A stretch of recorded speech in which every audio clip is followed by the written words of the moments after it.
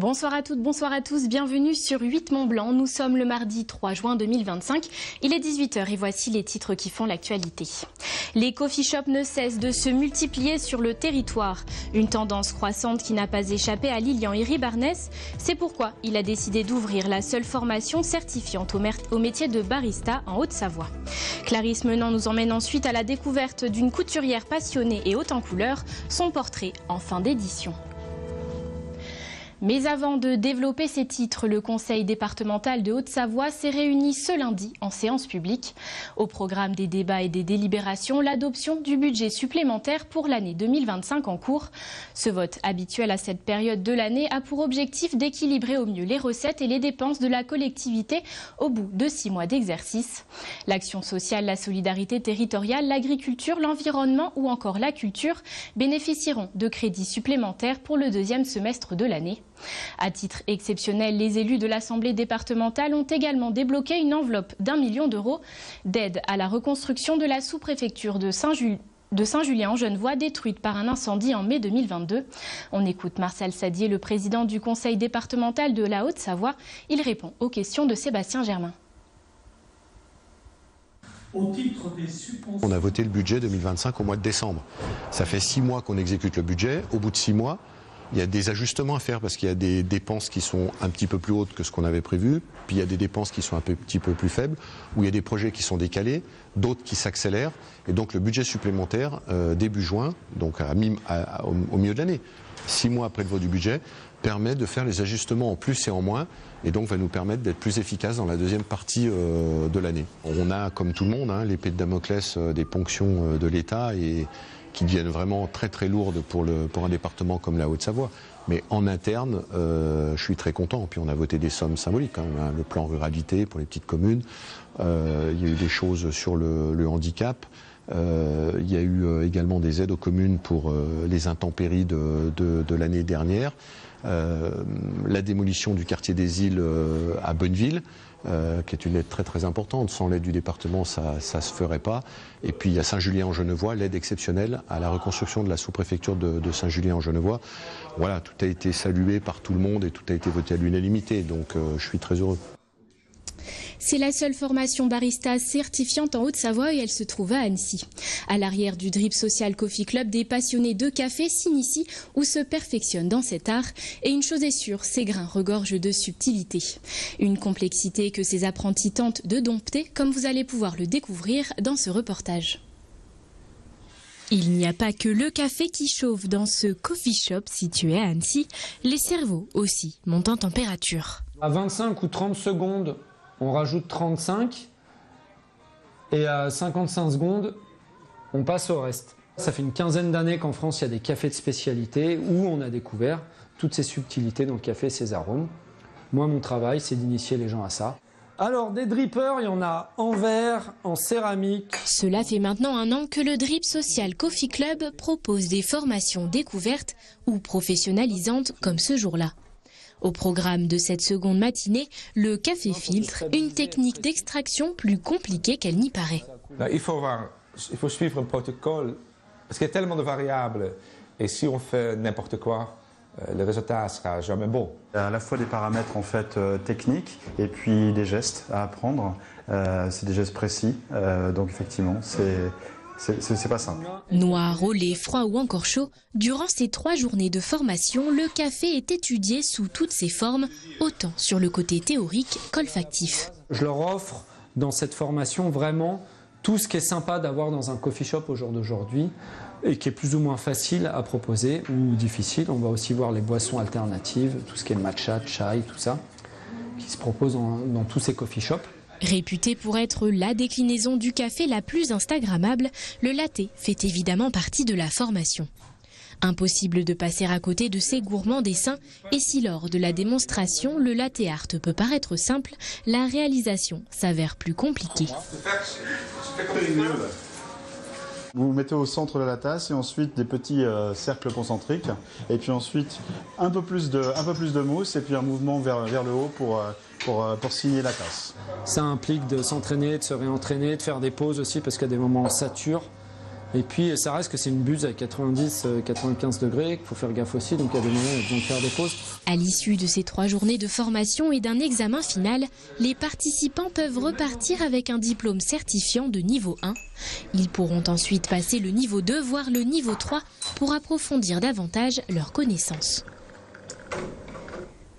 En sport, alors que les trails et les courses font leur retour avec le beau jour, une grande première de l'ultra-endurance aura lieu ce week-end, l'Ultimate Joëlette Challenge. Une course exclusivement réservée aux athlètes en situation de handicap utilisant une Joëlette.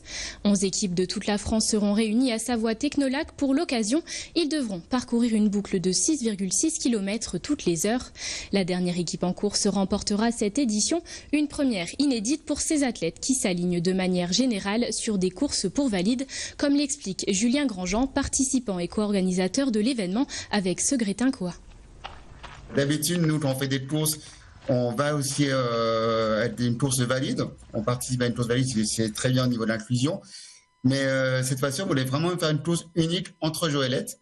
Mais bien évidemment, il y a les portails qui sont valides, qui nous poussent la Joëlette. Donc il y a vraiment le moment d'une course handi-valide. C'est ce qu'on aime bien aussi. C'est une première déjà d'avoir un événement handisport vraiment réservé uniquement à l'handisport. C'est une première de faire un événement d'ultra longue distance en handisport. Donc il y a beaucoup de premières en fait autour de cet événement. Avec Julien, en fait, on a fait il y a 3 ans un record du monde de la plus longue distance en Joëlette qu'on a homologué au Guinness Book. Et suite à ça, on s'est dit il y a un truc à faire. Et pourquoi pas justement organiser un événement où justement les personnes en situation de handicap peuvent s'inscrire. Et on le réserve uniquement aux personnes en situation de handicap. C'est-à-dire que quand on est en situation de handicap, on peut participer à un marathon, on peut participer à un trail, ça c'est pas un souci. Par contre, les courses sont pas forcément pensées pour. Et nous on a fait un peu le contre-pied, on s'est dit nous on fait l'inverse et on propose un événement vraiment réservé au handisport, une course uniquement réservée aux personnes en situation de handicap. L'événement central, c'est la course de Joëlette qui va durer 30 heures au maximum. Mais on invite vraiment le public à venir voir les équipes à se dépasser, à partager des moments ensemble et à montrer qu'une personne à mobilité réduite avec son équipe sont prêts à briser les barrières handi-valides déjà et aussi à se dépasser pour aller jusqu'au bout de la course. Un événement parrainé par Philippe Croison, athlète handisport qui s'est fait connaître pour sa traversée de la Manche à la nage ou encore sa participation au Dakar. Il sera notamment présent vendredi pour le pré-lancement du week-end en donnant une conférence au pâté de Chambéry à 19h30. Un portrait pour terminer ce journal. Dans son atelier à Aix-les-Bains, Juliette Filleul coud polaires et bonnets en y ajoutant sa petite touche personnelle. Des pièces colorées pleines de motifs et d'enthousiasme, pensées pour réchauffer autant le corps que les cœurs. Car cette couturière passionnée s'est donnée pour objectif de redonner le sourire à ceux qui portent ses créations. Clarisse Menant est allée à sa rencontre. Reportage. Polaire et bonnet fait main, dans son atelier de couture, Juliette Filleul en a fait sa spécialité. Elle a su, au travers de sa marque Joua, allier sa passion pour la nature à la technicité de la couture. Aujourd'hui, comme je fais beaucoup de rando et que j'aime bien être dehors, faire des voyages à vélo, etc., j'aime trop mettre un gros pull bien confortable, bien coloré, et pour me sentir bien dedans. Et du coup, c'est pour ça, en fait, je me suis fait une polaire, et puis une deuxième, et puis après, j'ai fait des bonnets, parce qu'un bonnet, ça se met un petit peu toute l'année, quoi. Autant en hiver tous les jours que l'été si on va en montagne. Après une mission humanitaire au Kenya il y a 6 ans, elle commence la couture pour elle, puis pour les autres. De fil en aiguille naît alors Joua, qui signifie soleil en swahili, une marque où couleurs et motifs cohabitent. C'est hyper important la couleur pour moi, parce que c'est aussi ça le message un peu de Joua, c'est de si un matin t'es un petit peu triste quand tu te réveilles et tout, et tu mets un pull super coloré et là t'es sûr que tu vas passer une bonne journée, quoi. Parce que tu peux pas mettre un pull rose ou je sais pas moi avec des dinosaures et être de mauvaise humeur. Après la conception des bonnets, place à leur mise en valeur, Juliette s'accompagne de son amie photographe Marie. Ensemble, elles shootent chaque pièce dans des endroits différents. Non, c'est beau en vrai. Mais celle où tu tournes, c'est mieux, je crois.